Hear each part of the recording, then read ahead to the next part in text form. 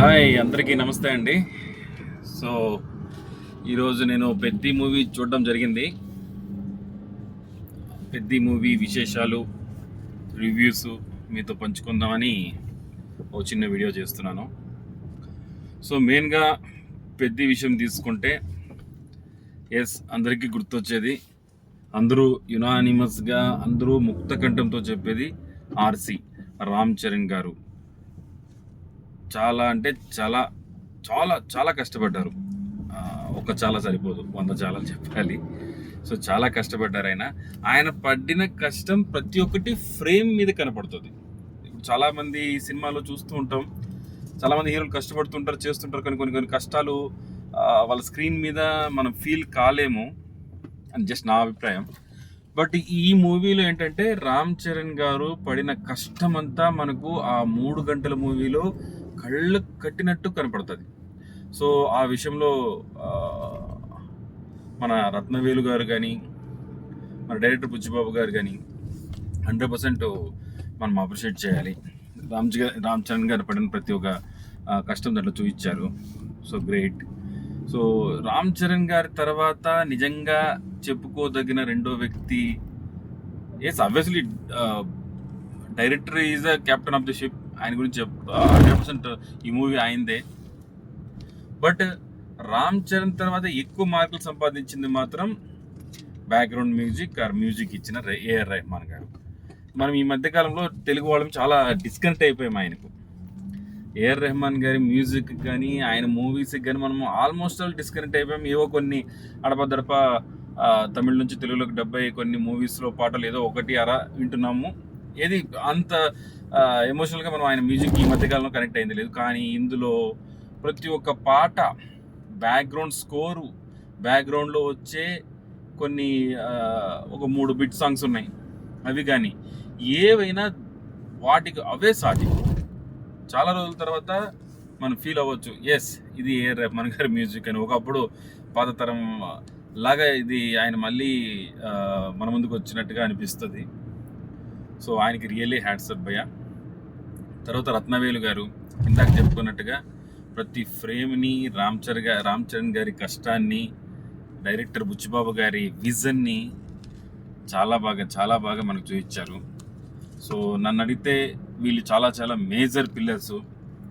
తర్వాత మిగతా క్యారెక్టర్ ఆర్టిస్ట్స్లో పోల్చుకుంటే జగత్ బాబు గారు అన్డౌటెడ్లీ చాలా మంచి పర్ఫార్మెన్స్ ఇచ్చారు. సో మనం అసలు జగత్ బాబు గారిని చాలా మంచి పర్ఫార్మెన్స్ ఇచ్చారని చెప్పడమే తప్పు, ఎందుకంటే ఆయన ఖచ్చితంగా ఈజ్ అ సీనియర్ యాక్టర్. ఆయన్ని మనము ఆయన పర్ఫార్మెన్స్ని జడ్జ్ చేసే అంత స్థాయి మంది కాదని నా అభిప్రాయం. సో హ్యాట్స్ అప్ సార్, ఈ మూవీకి మీరు కూడా వన్ ఆఫ్ ద గ్రేట్ పిల్లర్గా ఉన్నారు. సో దాని తర్వాత హీరోయిన్ పోర్షన్ కొద్దిగా లైట్గా అనుకున్నంత స్థాయిలో అచ్చియమ్మ గురించి మనము ఎక్స్పెక్టేషన్ ఎక్కువ పెంచుకోవడం వల్ల మూవీలో ఆమె పాత్ర నిడివి చాలా తక్కువ ఉందని ఒక ఫీలింగ్ అనిపిస్తుంది అందరికీ. కరెక్టే. బట్ మెయిన్గా ఏంటంటే ఈ మూవీ ఒక కాజ్, పెద్దిగాడు ఒక కాజ్ తీసుకున్నాడు, ఆ కాజ్ని గెలిపించాలి. దానికోసం వెళ్ళే ప్రయాణంలో చాలా చాలా అంటే రియలిస్టిక్గా ఒక మనిషి, ఇప్పుడు మీరైనా నేనైనా కానీ ఎవరైనా కానీ ఒక మనిషి ఏదైనా ఇట్లా సాధించాలంటే ఇలాగే ఉంటుంది వాళ్ళ ప్రయాణం. ఏదో కమర్షియల్గా 4 పాటలు 5 ఫైట్లు అనేలా కాకుండా, ఒక హీరోయిన్ ఒక ఇదని ఒక రొటీన్ ఫామ్లా కాకుండా కొత్తగా ట్రై చేశారు. 100% కొత్తగా ట్రై చేశారని మాత్రం మనకు అనిపిస్తుంది. సో అందులో భాగంగా కొన్ని చిన్న ఫ్లాస్ ఉంటాయి. సో ప్రతి ఒక్కటి మెజర్మెంట్స్ నన్ను అడిగితే ఒక మూవీ ఇలా ఉండాలి అని అనడానికి ఏ ఫార్ములానూ లేదు ఇప్పటి వరకు. కొన్ని అలాగా క్లిక్ అవుతుంటాయి, కొన్ని అలాగా ఎఫర్ట్స్ కూడా కొన్ని ఓసారి ఇదవుతుంటాయి. సో ఓవరాల్గా చెప్పాలంటే ఈ మూవీ రెగ్యులర్ ఫార్మాట్లో లేదు, చాలా చాలా డిఫరెంట్ ఫార్మాట్లో తీశారు. డైరెక్టర్ బుచ్చిబాబు గారు ప్రతి సీన్లోనూ ఆయనకున్న ఇది ఎలాంటి ఉత్సాహం ఎలాంటిదంటే ప్రతి ఒక్క సీన్ని కొత్తగా చూపించాలనే ప్రయత్నం చేశారు.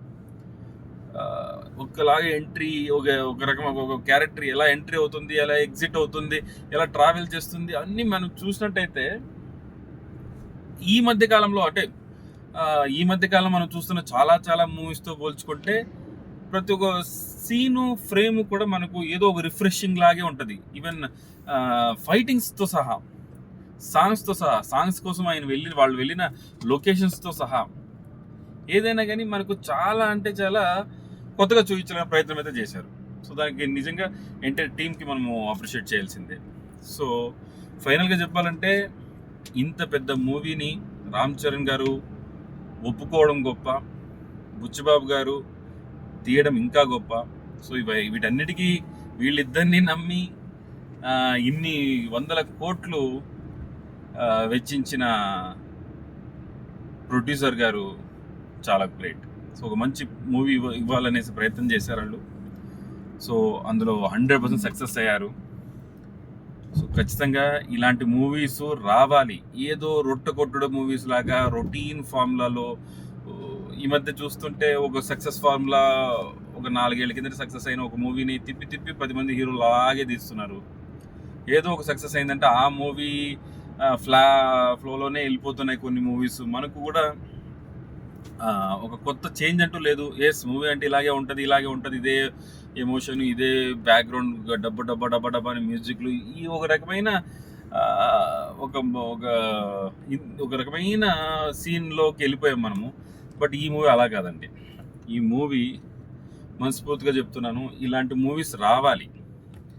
తెలుగు పరిశ్రమకి ఇలాంటి మూవీస్ చాలా చాలా అవసరం. ఇలాంటి మూవీస్ వస్తుంటే కొత్తగా సీన్స్, కొత్తగా సన్నివేశాలు కానీ, కొత్త స్టోరీస్ కానీ మనకు తెలుస్తాయి అన్నమాట. చాలా బాగా నచ్చింది. థ్యాంక్ యూ రామ్ చరణ్ గారు. మీరు ఈ క్యారెక్టర్ని ఒప్పుకోవడం చాలా గ్రేట్ అండి, చాలా గ్రేట్. మీరు ఏదో ఒక మూసలో పడిపోకుండా, ఏదో ఒక ట్రాప్లో పడిపోకుండా, నిజంగా ఆ ట్రాప్ ఒక సూపర్ హీరో, ఒక మెగా హీరో, ఒక టైర్ 1 హీరో అనే ఒక ట్యాగులు అవన్నీ పట్టించుకోకుండా మీరు బయటకు వచ్చి ఏదో కొత్తగా 4-5 సినిమాలు, 3-4 సినిమాలు తీసుకుని ఒక కొత్త హీరోకి ఇలాంటి కథ చెప్తే ఎలా ఉత్సాహంగా చేస్తాడో ఏవి పట్టించుకోకుండా అలా చేశారు మీరు. ఇలాగా ఒక పెద్ద ఫ్యామిలీ నుంచి, ఒక ఎంత పెద్ద బ్యాక్గ్రౌండ్ నుంచి వచ్చిన హీరో లాగా అయితే మీకు కనపడలేదు. చాలా గ్రౌండ్ ఎత్తుగా చేశారు. చాలా అంటే చాలా బాగుంది. గ్రేట్ అండి. సో సినిమాలో అన్ని పార్ట్స్ చాలా బాగున్నాయి. ముఖ్యంగా ఫస్ట్ హాఫ్లో వచ్చే 2 క్రికెట్ మ్యాచెస్ కానీ, సెకండ్ క్రికెట్ మ్యాచ్ అయితే మనకి ఏదో పెద్ద యుద్ధమే జరుగుతుంది అనే ఒక సీన్ లాగా మనకు చూపిస్తారు. ఒక క్రికెట్లో అలాంటి రకమైన భావోద్వేగాలు, అలాంటి సీన్ మనం ఇంతవరకు అయితే ఏ మూవీలో చూడలేదు మనం. చాలా చాలా బాగుంటుంది అది. సో సెకండ్ హాఫ్లో వచ్చే కుస్తీ పోటీలు కానీ, కుస్తీ అంటే గుర్తొస్తుంది కరునాడ చక్రవర్తి నమ్మ శివಣ್ణ. గ్రేట్ అండి. ఆయన కంటితోనే సినిమాని సగం లేపాడు. కంటితోనే ఆయన సినిమాలో సగం పోర్షన్ అయిపోయింది. చాలా బాగా గురువుగా నటించారు ఆయన రామ్ చరణ్ గారికి. చూస్తున్నంతసేపు నిజమైన గురువులాగా ఆయన, నిజమైన శిష్యుడిలాగా ఈయన, వాళ్ళ మధ్య వచ్చే సన్నివేశాలు, భావోద్వేగమైన సన్నివేశాలు కానీ మనకి చాలా చాలా ఆకట్టుకుంటాయి. క్లైమాక్స్, అనుకోని సంఘటనలు పెద్దిగాడి జీవితంలో జరుగుతాయి. దాన్ని ఏ విధంగా తను ఓవర్కమ్ చేసుకొని ఎన్నిసార్లు పడ్డాడు, ఎన్నిసార్లు లేచాడు, పడిన ప్రతిసారి గోడకి బంతి కనుక గట్టిగా కొట్టి పైకి లేస్తే ఎలా లేస్తుందో ఆ విధంగా లేచాడు. మొత్తానికి సినిమాని నిలబెట్టాడు. చాలా గ్రేట్ అండి. ఇలాంటి సినిమాలు రావాలని మనస్ఫూర్తిగా కోరుకుంటున్నాను. So thank you very much.